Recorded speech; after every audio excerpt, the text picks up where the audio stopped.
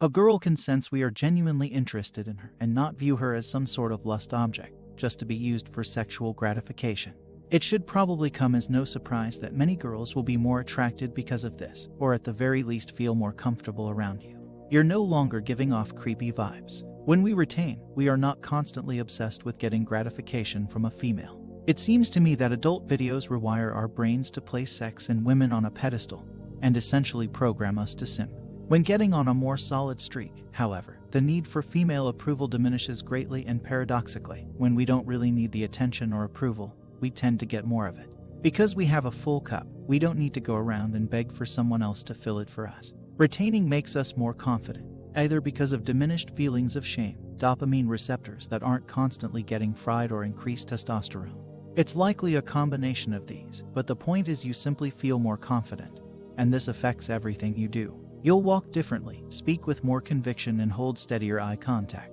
We could probably make a huge list of the way confidence affects you in small ways, but the thing is that women pick up on many of these. Probably not consciously, but the amount of subcommunication they notice is almost scary. They can smell it. Yes, really. I'm not an expert on pheromones, but they are essentially chemical messages transmitted from our body into the air. Potential mates subconsciously pick up on these through their noses, and can thus assess a lot about your vitality, fertility, and suitability as a mate. It's probably a little more complicated, but yes, in essence, they can smell it. It has to do with the energy and vibrations you send out into the universe. Now we are getting into the weird part, but there might be something to this. When we retain, we aren't just retaining some seed, we are retaining our essence. Because of this, our vibe increases, and we transmit this out into the universe. This draws people and situations to us. You've probably noticed that when getting on a solid streak over 30 days, you tend to get more lucky. You start to have more luck, and better things suddenly start to happen to you. Guys who are into the law of attraction reported that they find it easier to manifest certain things, situations, or people into their lives.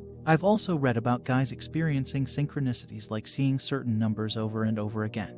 I can tell you that I've had these happen to some extent as well. I don't know if it's just a coincidence, but I do find it peculiar that more and more things seem to go my way the longer I retain. To wrap up this point, I'm sure many of you have read reports of dudes going on longer streaks and from out of the blue getting hit up by exes, previous flings, or even girls they'd had crushes on. And when I say out of the blue, I mean that they'd often not heard from them or seen them for many months or even years. These could obviously be coincidences or just confirmation bias, but it blows my mind that so many men report these sorts of things while practicing SR. It really makes me think we are dealing with something truly mysterious here. Attraction stories. Now a few examples I've experienced. These aren't necessarily all attraction stories, but can also be considered girls going really out of their way to please me, do something for me. These are some that come to mind. One on holiday with some friends, we stopped to eat at a small cafe. My friends went back to the car while I went to the girl at the register to pay. I had already noticed her smiling at me and playing with her hair while I had made the order, and weirdly enough, while we had been eating, she had changed her clothing to wear something tighter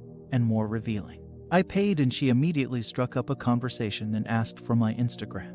I probably stayed and talked to her for over 10 minutes while she was leaning on the counter with her arms underneath her breasts to reveal her cleavage. At one point, she even subtly slid down a part of her top to reveal parts of her shoulder and upper arm, all the while literally staring into my eyes. Decided to get the hell out of there after that, haha. 2. While on an airplane, a girl sitting in front and to the left of me kept looking and smiling at me. At one point, she quickly tapped me on the shoulder after coming back from the toilet, just to get my attention. Before landing, she tore up her airsickness bag, scribbled down her Instagram, got up, and handed the piece of paper to me. The funniest part is that we hadn't spoken a word and we were both wearing face masks.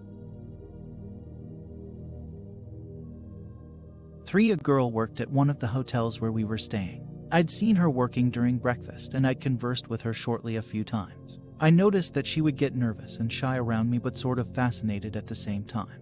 One friend of mine months later remarked that he noticed the piercing eye contact I was having with her, and that he could almost feel the tension between me and her. When I checked out on the last day, my friends were again waiting in the car while I paid and once again got into a conversation with this girl. This was honestly a very nice experience, which I remember fondly because I found her to be sweet, pretty, and very pleasant to be around. The funniest part was that we both seemed to be so into each other that she completely forgot to ask me to return the keycard, and it hadn't even crossed my mind to return it. After nearly 15 minutes, another girl who handled all the payments, interrupted us, half annoyed because I obviously still had to pay for the room.